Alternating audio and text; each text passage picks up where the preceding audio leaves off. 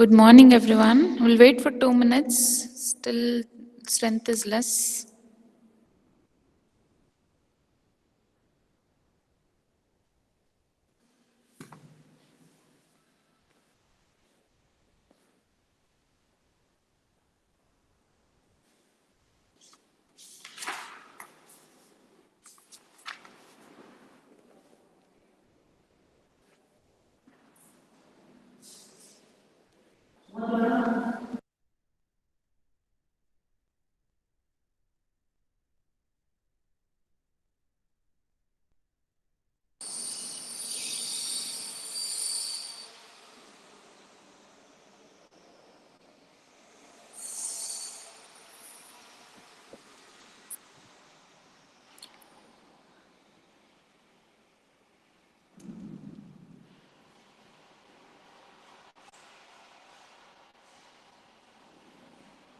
Okay.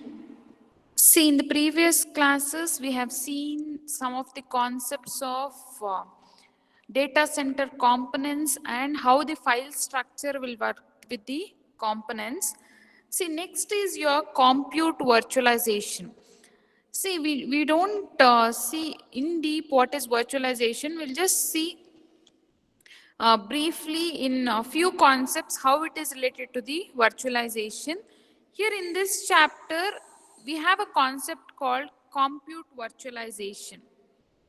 See, compute virtualization, the definition states that the technique of masking or abstracting the physical hardware components to the operating system. See, the virtualization concept, as I told, we give the physical hardware will be shown to the operating systems where the client will be running the operating systems. The physical components will be showed virtually so that the overall storage is given. But what in turn is the physical storage will be divided into number of virtual memories which will be shared to multiple users. You can see in the figure, see you have uh, hardware components, the hardware components which is independently given to all the systems. Then you have a layer called virtualization layer, and it is also called as hypervisor. See, hypervisor is nothing but it is virtualization layer. The task of virtualization layer is nothing but it should give the access to the virtual machine for storing the of whatever the physical dedicated data. In turn, the virtual machines will reflect to the operating system or the application which they are running, so that the overall data is dedicated to only one application. But what this virtualization layer it does is the each it will give the blockwise data, so that each virtual machine feels that the dedicated layer is given, and in turn the same will be conveyed to the application. Hence, the storage utilization management is done by your virtualization layer. In the next slide, we'll see without virtualization and virtualization what it happens. And virtualization are provided with standardized hardware resources. See, virtual machines which they are mapped to OS application after your virtualization, they are provided with standard hardware devices. Like when you are considering an application to run, we have an idea of which are the standard applications or the hardware devices we are required. For example, your CPU, NIC card, memory, hard disk, elsewise, whichever the virtual machine according to the application, it will decide which are the hardware devices it should be given to the particular application, and at that time it will be providing. For example, if you have a printer, maybe you're not using the printer or for sending fax or something, when that particular application is not using the printer for almost a period of time, then this application this storage will be withdrawn, that device will be withdrawn. In this way, according to the application, it will be accessing. So this is all about your compute virtualization. We'll see the difference without virtualization and with virtualization, what happens. See, in this slide, we'll see why we need a compute virtualization. Compute virtualization is nothing but virtualization itself. In a daily routine, we call it as virtualization, but proper is compute virtualization. See in the figure, any doubts so far? If you have any doubts, please drop the message. Okay, see in the first figure, you can see that you have the application running and using the hardware devices without the virtualization concept included. See here, what happens is the overall hardwares are dedicated to only one application, so that until this application finishes its job, the other application should be waiting for using the devices. See here, before virtualization, what it happens is, at a time, only single operating system can run on a machine at a time. And also what happens is, we have a tight coupling between software and hardware. That is, we don't have any brief layers which is embedded between your software and the application and the hardware. Hence, it is we have a tight and or the close relationship between the application and the hardware. Sometimes it will be advantageous and sometimes it may lead to problems. And also we will get the conflicts when multiple applications run on the same system. That is, the machine may get hanged or the data transfer may stop. This type of conflict starts when you are not using the virtualization on the environment. When when you want to run multiple applications, when one application still didn't finish its job, when you're forced to run the other application, then you may get the problems. And also underutilization of resources. As I told, when you consider, for example, if you consider a memory, when you're dedicating all, when you have only two applications running on a machine, when you're dedicating overall memory to the only two applications, it may use some percentage like 60 or 50 percentage. The other set of percentage of memory will be wasted. Hence, it is underutilization of resources is seen when you're not using the virtualization concept. And also it is inflexible and expensive.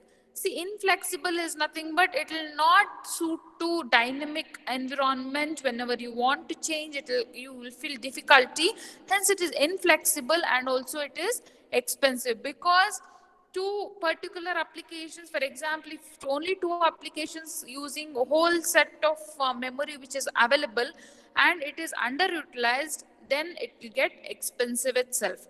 And when you want to increase the number of applications, you need to increase your storage devices also, because multiple applications cannot run on the machine at the same time. So this is the fact when you are not using the virtualization concept. When you adopt the virtualization concept, see, this is the environment where when you are adopting for the virtualization concept, the overall physical hardware, the same hardware, you can see the same hardware is used here, but we have a after your hardware, the top layer is nothing but your virtualization layer or hypervisor. As I told, this will communicate with your virtual machines which is running on your applications and show that the dedicated hardware is given to your applications, and at a time the multiple applications can run and the storage will not be wasted. See, what are the advantages we'll see over your without virtualization environment? First point is that it runs multiple operating systems.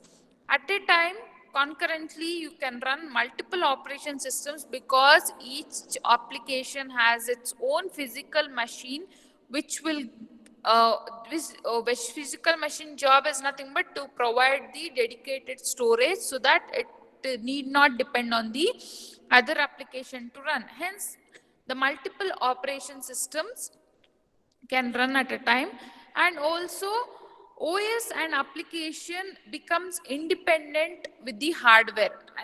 When you see the environment itself, you can see that the OS and hardware is not directly connected, where you have a virtual machine and below that you have a virtualization layer, that is your hypervisor. You have so many divisions between your OS and the hardware, hence it is not tightly coupled. Next is that you don't have conflicts like when you're running the multiple applications, because you're using the VM, that is virtual machines is used for each and every applications. Hence it gives the advantages of running multiple applications at a time, and also it improves resource utilization. As I told, each storage will be divided and it will be given to a number of virtual machines, and the dedicated storage will be used by the applications. It need not wait for the other application to provide the storage, or you need not wait for the virtualization layer, because the storage is divided and provided by your virtualization machine, and also offers flexible infrastructure at low cost. See, you can see just we are implementing the virtualization layer. For that, the whole hardware which is without virtualization is given to n number of machines, which is a added advantage, and you can run n number of applications with low cost, and also it is flexible in the sense, when you are giving a storage to your virtual machine for particular OS, when that OS is not using a particular device, then you can withdraw it and you can give to the other machines. This is the one advantage. So this is about your virtualization concept. When it is asked, explain compute virtualization, explain in brief what is compute virtualization, and you have a different environments where you don't have, that is before virtualization and after virtualization. And if you explain with proper differences, it's more than enough. Hardly it is 6 to 8 marks question, and it is asked in your question papers also. Any doubts? Okay, I feel the concept is understood. Okay, the last concept I want to explain today is connectivity. I'll explain 2 to 3 concepts here and I'll wind up the class. See, connectivity in the sense, here we talk about how the host, that is platform, is connected to your other platforms or the storage devices or your equipments, anything, hardware devices, how it is connected to the, how each and every devices or the host in the data center is connected. And here we'll only briefly see the minor part of the connectivity, will not go in detail. See, in your syllabus, we speak of, see, as I told, connectivity is nothing but interconnection between hosts or between a host and peripheral devices such as storage. See, host is nothing but where your application and operating system will be running, and in turn it will communicate to your database servers. This is the job of your host, where connectivity is nothing but, as I told, host communicating to other host or host communicating to your peripheral devices. Either it may be storage, that is your hardware devices, or your other devices like your printers or any other devices which is necessary. This is your connectivity factor. We define connectivity as connecting each and every individual components in the data center. We speak about it. And here connectivity between host and storage, we concentrate here between the host and storage. See, connectivity between the host and storage. That is, host is nothing but your where the application or you run the application and it will be sent to a server. This is the job of host. Host and upper storage, how the connectivity is taken place and what are the components involved, we'll be speaking about it. See, we have two components, two particular things which is very important for connectivity between the host and storage.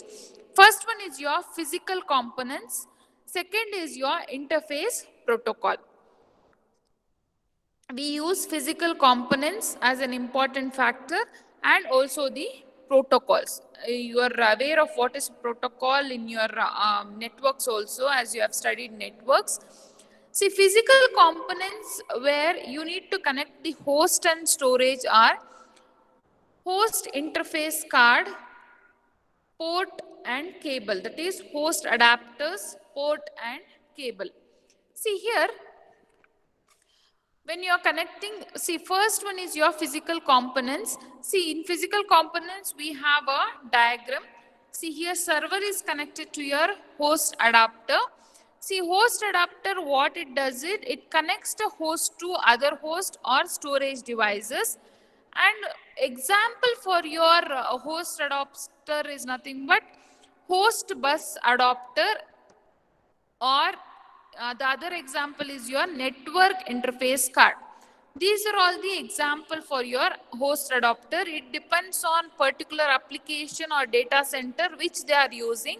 See, host adapter is nothing but it connects to other host devices. See here, host adapter, port, cable. The main thing is it should connect the host to the host to the storage through the server. For connecting this, we are using these components in combined so that the data will be transferred. Next is your port. See, port is also an outlet which will enable connectivity between the host and hardware devices, and also your cable. See, cable is nothing but which will connect the host through the port and to the storage devices, and you have a particular port there, so that this port connectivity is done by your cable. A simple figure where you need to explain for physical components is host adapter, cable and your port. These are the three components when you want to connect the hosts to the storage. Next is your protocol. See, the first point is your physical components. We see three components there: host adapter, cable and port. What it does is it helps in connecting the host to the storage. And next is your protocol. See, the second point which will be helpful for connecting is your interface protocol. Interface protocol is nothing but, see here in storage area network, we have a popular interface protocols like, see, protocol is nothing but a defined format for communication between sending and receiving devices. See, we have n number of protocols. We have seen in network also, for each layer you will be having n number of protocols for transferring the data. This in SAN we have a few protocols, popular protocols which we'll be using. Though we'll be studying here in this syllabus is IDE or ATA and SCSI. We'll see in the further details what it is. IDE and ATI and SCSI are the most popular ones, and you have fiber channel, that is FC protocol, and also internet protocol IP. IP is also used sometimes, but most popular is this two, that is IDE and ATA SCSI. We'll just see these two protocols. See, IDE ATA and serial ATA. See, what it does is, for each in SAN, IDE ATA is a parallel and we have a serial. For each protocol, we have a parallel option and also serial option, and we'll see what is the difference. See, parallel ATA is nothing but where multiple communications will be done, multiple data transfer will be done through the n number of channels at a time. Serial is one by one the data will be transferred. That is, one after particular data is transferred, then it should wait and then take the other set of data. Serially the data will be transferred through the independent channel or the single channel.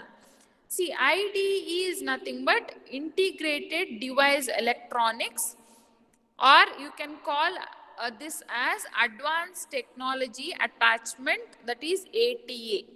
This is the one of the protocols which is used for transferring data or connecting host and the storage. See here, this IDE or ATA, we speak about parallel, that is IDE ATA is nothing but your parallel thing. Here it is a popular interface used for connecting hardware disks or CD-ROMs, where storage, hardware disks, CD-ROMs will all come to your storage part. Hence we speak about it.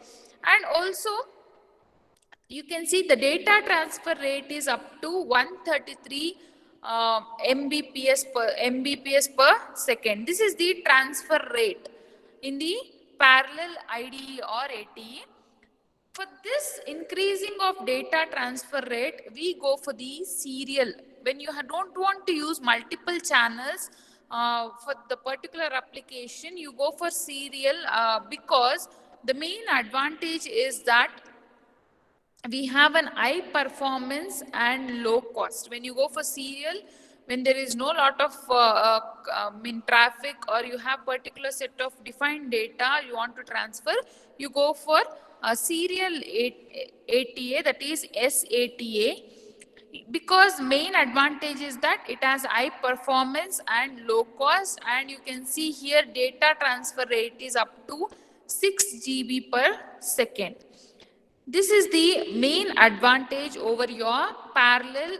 First part we see parallel IDE or parallel ATA, and next part you see serial ATA. This is the difference of thing. According to the application for connecting both the protocols, both the type of protocols will be used according to the data transfer rate. Any doubts? This is your first protocol for connecting the things. We'll study some 4 protocols here: IDE, ATA, SCSI, fiber channel and IP. But first 2 is very important. Any doubts so far?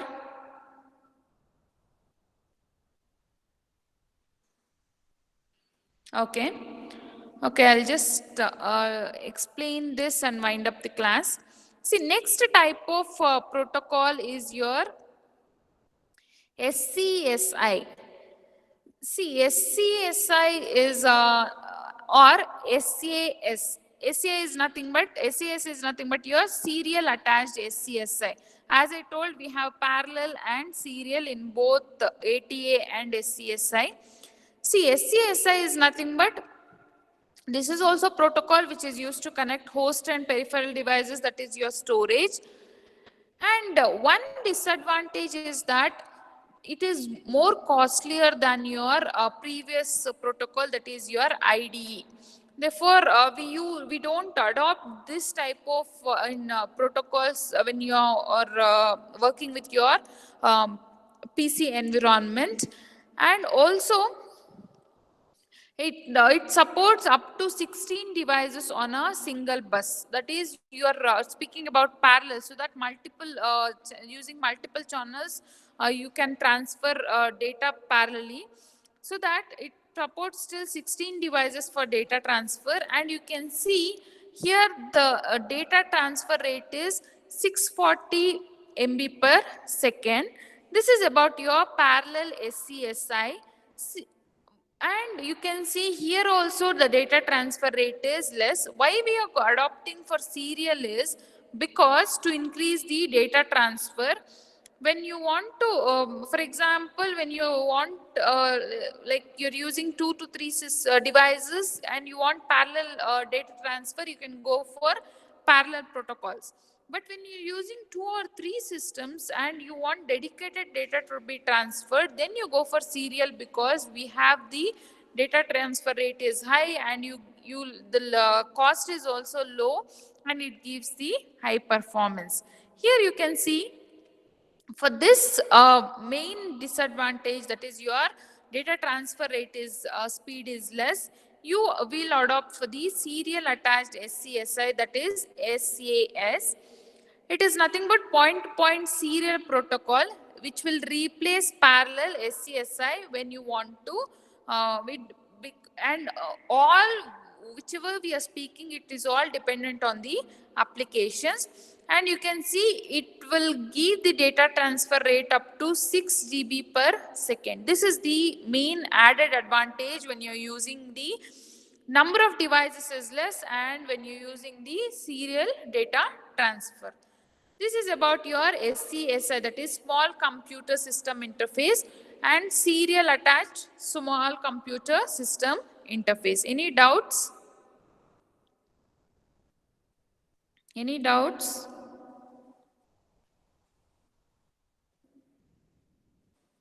Okay. Okay, next protocols FC and IP. I'll continue in the next class. 1 second, I'll just record the attendance.